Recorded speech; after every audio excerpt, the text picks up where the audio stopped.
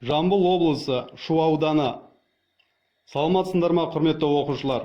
Бүгінгі сабағымыздың тақырыбы орнында бұрылу, бір қатардан екі қатарлы және керісінше сапқа тұрғызу. Бүгінгі сабағымыздың мақсаты оқушыларға орында тұрғандағы бұрылыстарды Қазақстан Республикасы қарулы күштерінің саптық жарғы бойынша үйрету, оқушыларды қазақстандық патриотизм мен интернационализм, демократиялық қоғам ісіне шексіз берілдікке шақыру. Бүгінгі сабағымызда оқушылар нені білуі тиіс? Қозғалыс жылдамдығын өзгерте отырып, жорықтық және саптық адымдауды білуі тиіс. Бөлімше құрамында орында бұрылу, қайта сапқа тұруды білесіңдер. Орнында бұрылу. Орнында бұрылулар: оңға, жартылай айналым, оңға, солға, жартылай айналым, солға, артқа бұрыл командалар бойынша орындалады.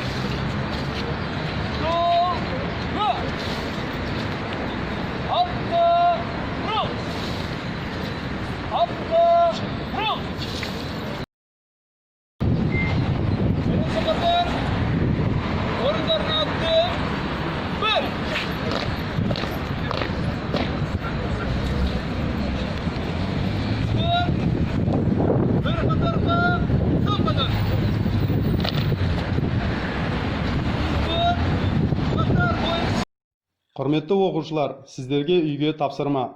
Саптық қалып қалай жасалынады? Орнында бұрылыстарды жасап тұрып, суретке түсіріп жіберіңіздер. Назар қойып тыңдағандарыңызға рахмет. Сау болыңыздар.